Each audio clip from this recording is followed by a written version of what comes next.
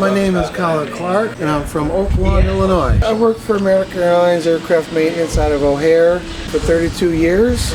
My dad and I used to operate 3 small airports in central Wisconsin. He taught me how to fly. This aircraft behind me is the type of aircraft that I got my pilot's license in. It's called the Cessna 172, from License to Kill, Timothy Dalton's second movie in 1989. This is a special effects aircraft. The producers wanted to make it super light so it could be hung by the Coast Guard helicopter. So it had no engine, no interior, just to make it real light. If you take a close look inside, there's no engine, and it's all framework from the production company, and the propeller is just bolted onto this. I learned in the 152, which is a 2-seater, but I got some time in the 172 as well. Well, then when I got to be with the foundation, eventually we were considering acquiring this plane. So it was really special to me because I was familiar how to work on this aircraft. So it was really special for Doug and I to go down to Florida and the Keys to collect it and put this book together. This is where we retrieve it, and the wings are on the side there. We eventually got it on the box truck and drove it all the way back with the tail sticking out.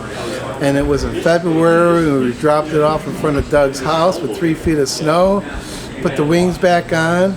And then a lot of these vehicles, if they're not in real good shape, we have them painted right away first, professionally, locally. After that, the foundation members and volunteers will work on the vehicles. We had it repainted, but there's normally an aluminum firewall on these airplanes.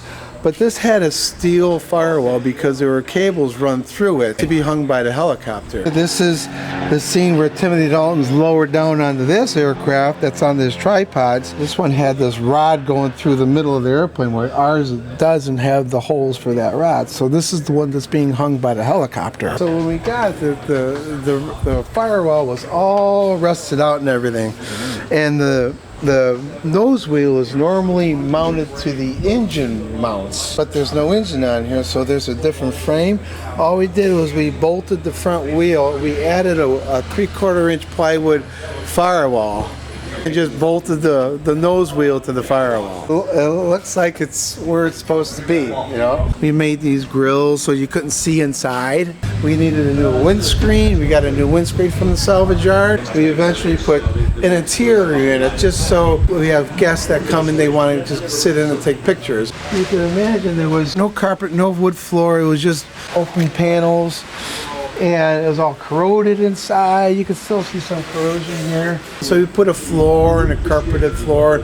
We added old Cessna chairs. That's why they don't match, because we got them one at a time. At least they're blue, because in the movie you could tell Sanchez is wearing a blue seatbelt. The entire interior would be blue. A lot of times the inside is not the same color as the outside with these small aircraft. Then we added a fake dash panel. And we modified the tail. It all comes on and off with pins. So if we ever have to put it on another truck or get it through a doorway, you know, of course the wings would be off and we could just take apart the tail with pins. And I made a book of it so it could help us remember. This door was screwed tight. So we got both doors working. The hinges were wrong. We got the right hinges, and I had made these door hold open clips by hand, because these are like $120 a piece because that's an aircraft part, but I was able to make them by hand because it was kind of a pain to try to hold the doors open when you're working on it or showing the vehicle. So that was really fun to do.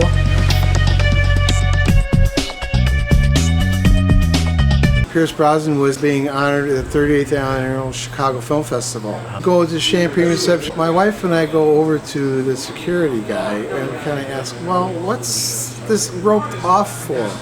And he told us, James Bond. We were the first ones to greet Pierce and Keeling. They are super nice.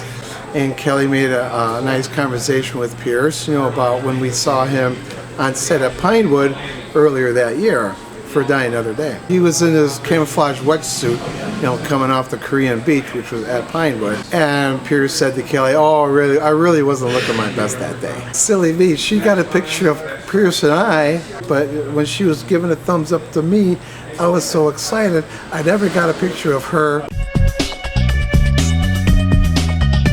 about when I was 10 years old, and back home we were watching the ABC Sunday night movies when the Bond movies were coming on. My mother really got me started into Bond because she had all the Fleming books. This possession I really treasure. I acquired it from author Raymond Benson, and it is the four-sided diorama Gilbert display. Each side is a scene from a Bond movie with little Gilbert figures. One side is Thunderball, one side is Goldfinger, one side is M's office, and the fourth side is Dr. No, and each one has like a vehicle. So the Gilbert toys from the 60s, early 60s. Raymond wasn't able to display it easily because it takes up a lot of space, so I was able to display it nice and protect it with some plexi and stuff. So, and it's in perfect condition, being in cardboard and everything, because it could really, be easily damaged and that. So, very special.